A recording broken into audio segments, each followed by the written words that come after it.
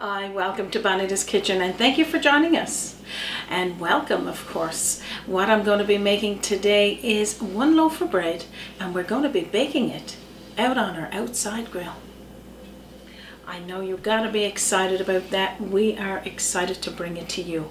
We've got many messages from our viewers and we thank you for them asking to make one loaf of bread. And we have lots of bread recipes up there.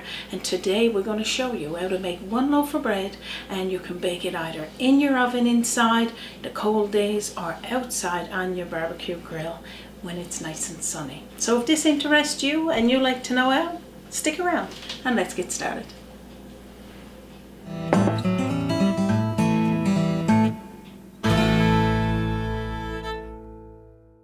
So of course there's not a lot of ingredients in this recipe, but they are important. We got 1 1/4 cups of lukewarm water, and just warm enough to touch. 1 teaspoonful of fast rising yeast, or what I'm using here today is a traditional dry yeast. We're going to toss that into our water. And I got 1 teaspoonful of granulated white sugar. So I'm just going to give that little stir and let it rise for about 5 minutes. I got 3 1/2 cups of white all-purpose flour, but you can use a flour of choice, of course. 1/2 teaspoonful of sea salt. You could use table salt. And I always say a tablespoonful of butter, but it's just a little chunk. When it melts, because you got to have it melted, it may be a little bit more, but that's okay. So I'm going to melt the butter and tell you what you got to do next. So on other videos that we got with making bread, I'll have you rising the bread twice and then rising it in the pan once. We're not going to do that today. We're just going to do once rising in the bowl and then once rising in the pan. And there's no special reason for it, just speeding it up for you to get outside and work on baking it in the barbecue. And I'm saying the barbecue grill. Of course, you know what I mean.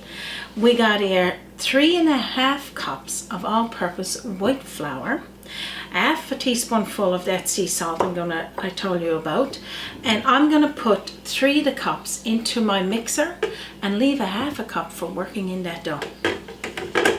Well, today I'm going to be using my kitchen helper there, because it'll be quicker for me. But again, if you want to see how to make it by hand, I'll share a video with you at the top left hand corner. Usually I'll make a hole in the middle of my flour like this, put all of the ingredients including the yeast.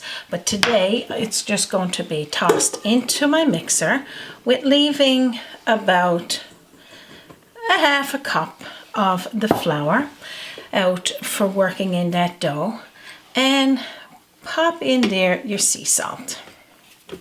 So then you're going to toss in there your melted butter and the proof yeast.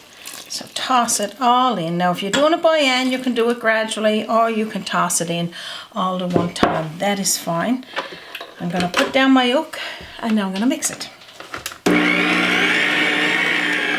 So what you're going to do, if you're working it in your mixer, of course, bring it down from the sides and add in that extra 1/2 cup of flour as you need it. If it seems like this texture here, you can see, is nice and sticky, you want that. And this is the stage right there. If you decide to add more flour or to add more warm water, if it looks like it's going to dry out on you.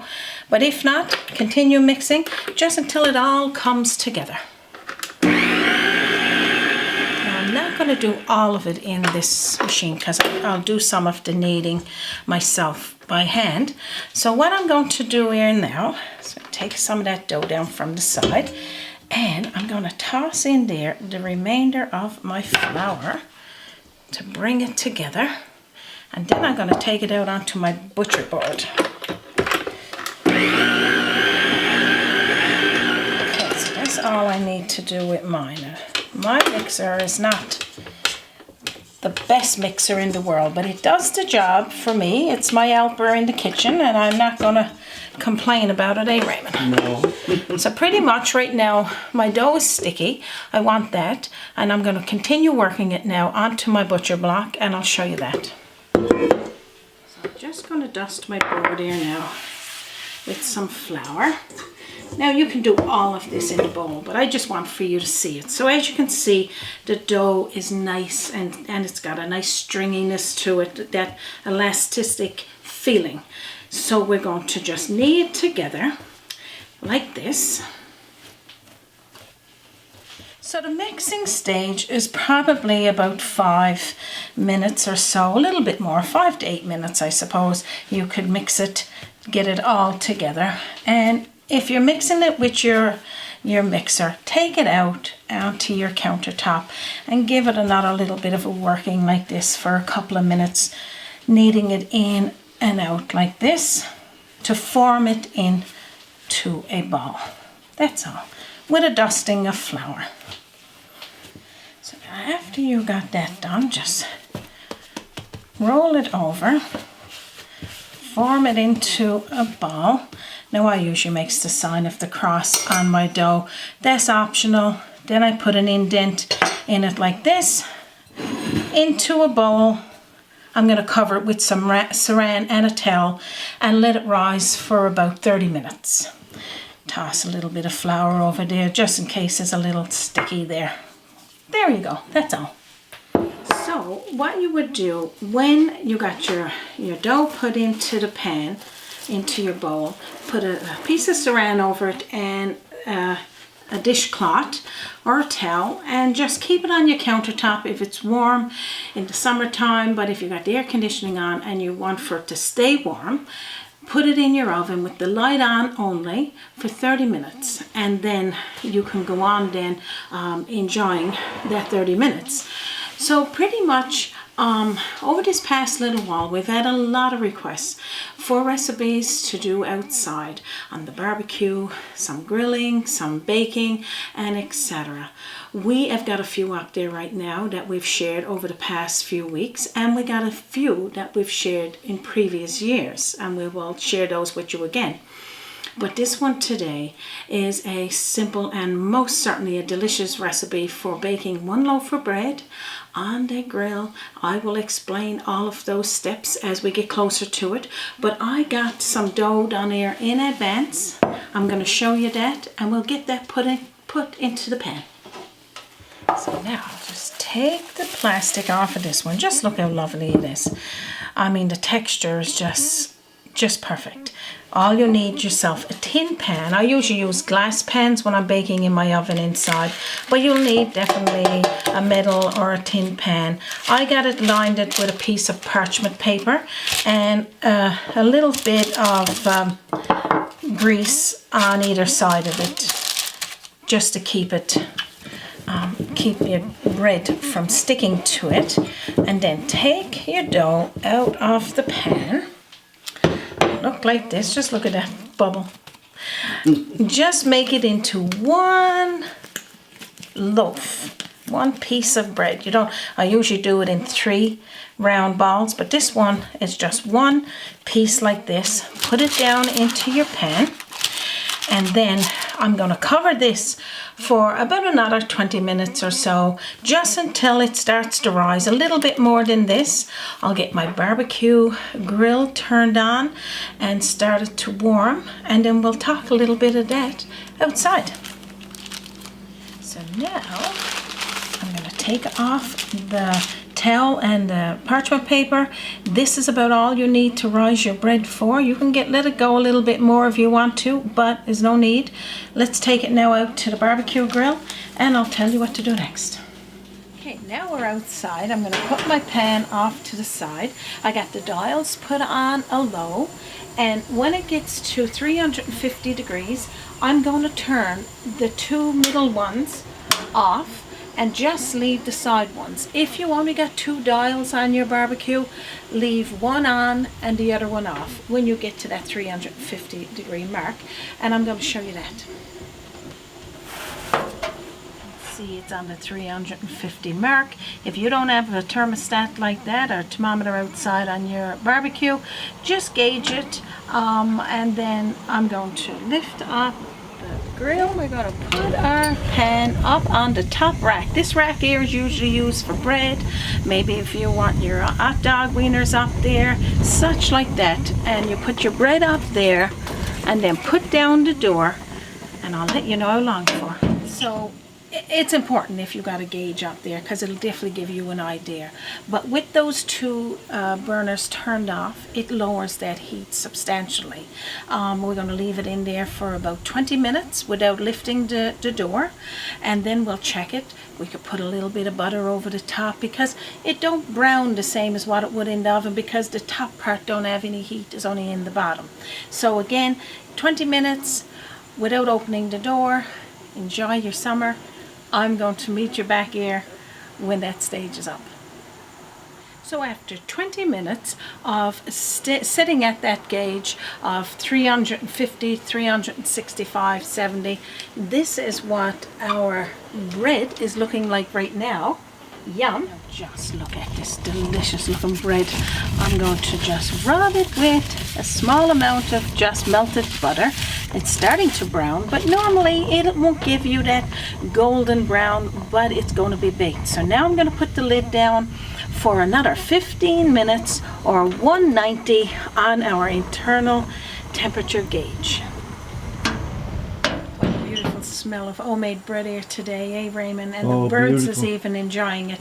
I think they're thinking they're going to get some of this. We're really generous with those little birds, but I don't know if they're getting any of our fresh bread, eh, Raymond?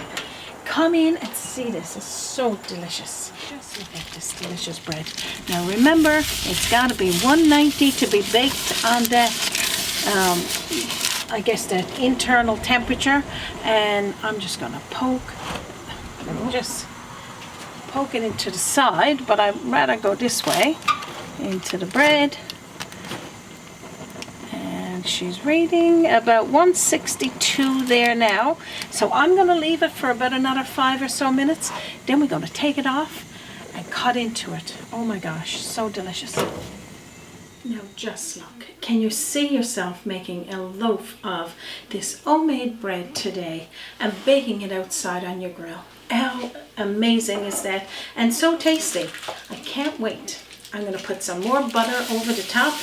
Give it a nice little glazing. That's all you need to do there. Now I still want to cover it for about a couple of minutes here, just for it to soften the top, and then I'll cut into it. Yum. So I just wanted to do that long enough for it to make it just a little more softer, instead of having that hard crust. But now that is entirely up to you. You can have it the hard crust or have it with this nice soft touch. Oh my gosh, Raymond, we're going to cut into this. I got some strawberry and rhubarb jam that your brother-in-law gave us, and some more butter. Yum. The bread is actually too hot to touch, Raymond. It's so you don't lovely. Want to burn your fingers. I know, I don't. Like I can barely touch it. Just look at the steam coming out. Now just look. Can you see yourself making this today out on your barbecue grill and having, you know, just a beautiful day? I know I said out there earlier, enjoy your summer. I meant to say enjoy your summer day. Of course, you can't leave your bread and go for the full summer. but just look, some of that freshly made strawberry rhubarb jam, homemade bread. Oh my gosh. I can see ourselves just like eating all of this one today. So can I. I've never been so excited about having the taste test. You know, fresh bread is my weakness, and having the eel part, the first part of the bread, I'm okay after that. Oh my gosh. Drop the bread delicious. I know. I cannot wait for you guys to make this. This summer or fall, doesn't matter. If you don't have a grill and you just wanted to make this bread, this is the recipe for One Loaf. and bake it inside, and that'll be on a 350 Fahrenheit heat, and bake it anywhere from 30 to 35 minutes. And out on your barbecue, gauge it, because it could take 35 minutes, it could take 40 minutes, and it could even take 45 minutes. But you're slow cooking it or slow baking it, and then 190 on your internal thermometer. Yum. This is delicious. Too good to eat. You're going to love it, Raymond. I know. Can't wait. I'm going to leave this recipe with you, even though you were here with me making this today, but it's going to be in the description bar down under this video. I'll share it as well with you on our Facebook page, where we share up and coming recipes, viewers' requests, or viewers' recipes that they made from our videos. And of course, we'll also share it with you on our website, www.bonitaskitchen.com. And I'd like to take a couple of minutes here to thank each and every one of you for sending in recipe requests. I got them all, we got them in a file, and I'll gradually get to them because, you know, it takes a little while to get through all of them. We only post once a week on Sundays, and we're trying to get all of these recipes out there to you as fast as time. But also, if you can't find our recipe in under this description bar, send me a message at bonitakitchen@gmail.com. I'd love to send it to you. Myself and Raymond has got to sit down now and have some more of this bread. Of course, he haven't had his yet, but he will get to it. And we're not going to take... And a good spot of tea with it. Oh, yes. We'll definitely have that. It's warm outside, so we may end up passing on the tea and having a cold glass of lemonade. Oh, that'll be good. nice, eh? Yeah. So we're not going to take any more of your time. We know it's precious. On behalf of myself, Raymond, and our team here at Bonita's Kitchen, and from our kitchen to yours, you have a wonderful day. And thank you for joining us. And don't forget to join us again on Bonita's Kitchen. Join us by the sea, a journey in culinary, always an open door. Bonita's Kitchen to yours. Bonita's Kitchen.